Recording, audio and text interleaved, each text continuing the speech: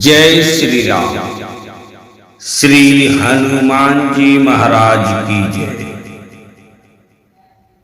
हनुमान जी बालपन, शिक्षा एवं श्राप। हनुमान जी के धर्म पिता वायु थे, इसी कारण उन्हें पवन पुत्र के नाम से भी जाना जाता है। बचपन से ही दिव्य होने के साथ साथ उनके अंदर असीमित शक्तियों का भंडार था। बालपन में एक बार सूर्य को पका हुआ फल समझकर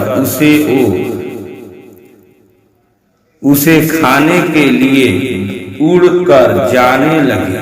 उसी समय इंद्र ने उन्हें रोकने के प्रयास में वज्र से प्रहार कर दिया। वज्र के प्रहार के कारण बालक हनुमान की ठुड्डी टूट गई और वे मूर्छित होके धरती पर गिर गए। इस घटना से कुपित होकर पवन देव ने संसार भर में वायु के प्रभाव को रोक दिया, जिसके कारण सभी प्राणियों में हाहाकार मच गया। वायु देव को शांत करने के लिए अंततः इंद्र ने अपने द्वारा किए गए वज्र के प्रभाव को वापस ले लिया। साथ ही साथ अन्य देवताओं ने बालक हनुमान को कई वरदान भी दिए। यद्यपि वज्र के प्रभाव ने हनुमान की ठुड्डी में पे कभी ना मिटने वाला चिन्ह छोड़ दिया। तदुपरांत जब हनुमान को सूर्य के महाज्ञानी होने का पता चला तो उन्होंने अपने शरीर को बड़ा करके सूर्य की कक्षा में रख दिया और सूर्य से विनती की कि वो उन्हें अपना शिष्य स्वीकार करे।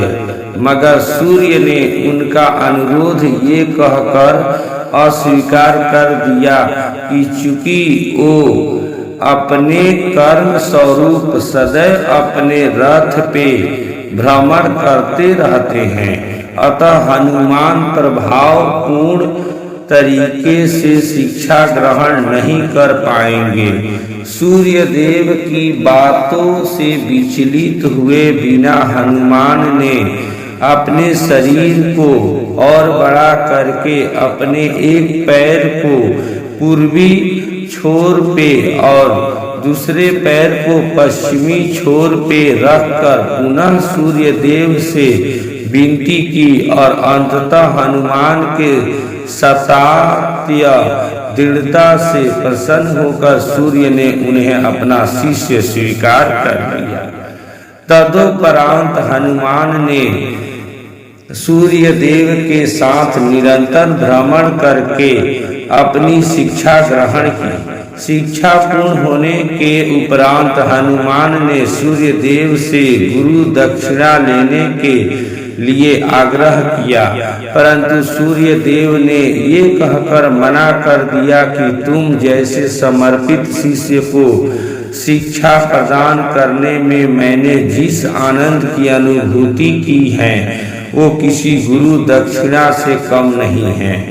परंतु हनुमान के पुनः आग्रह करने पर सूर्य देव ने गुरु दक्षिणा स्वरूप हनुमान को सुग्रीव धर्म पुत्र सूर्य की सहायता करने की आज्ञा दी। हनुमान के इच्छा अनुसार सूर्य देव का हनुमान को शिक्षा देना सूर्य देव के अनंत अनादि नित्य अविनाशी और कर्म साक्षी होने का वर्णन करता है। हनुमान जी बालपन में बहुत नटखट थे। वो अपने इस स्वभाव से साधु संतों को सता देते थे। बहुधा वो उनकी पूजा सामग्री और आदि कई वस्तुओं को छीन झपट लेते थे। उनके इस नटखट स्वभाव से रुष्ट होकर साधुओं ने उन्हें अपनी शक्तियों को भूल जाने का एक लघु श्राप दे दिया। इस श्राप के प्रभाव से हनुमान जी अपनी सब शक्तियों को अस्थायी रूप से भूल जाते थे और पुनः किसी अन्य के स्मरण कराने पर ही उन्हें अपनी असीमित शक्तियों का स्मरण होता था। ऐसा माना जाता है कि अगर हनुमान श्राप रहित होते तो रामायण में राम रावण युद्ध का स्वरूप पृथक भिन्न न्यारा ही होता। कदाचित वो स्वयं ही रावण सहित संपूर्ण लंका को समाप्त कर देते। जय श्री हनुमान जी महाराज की जय। जय श्री राम।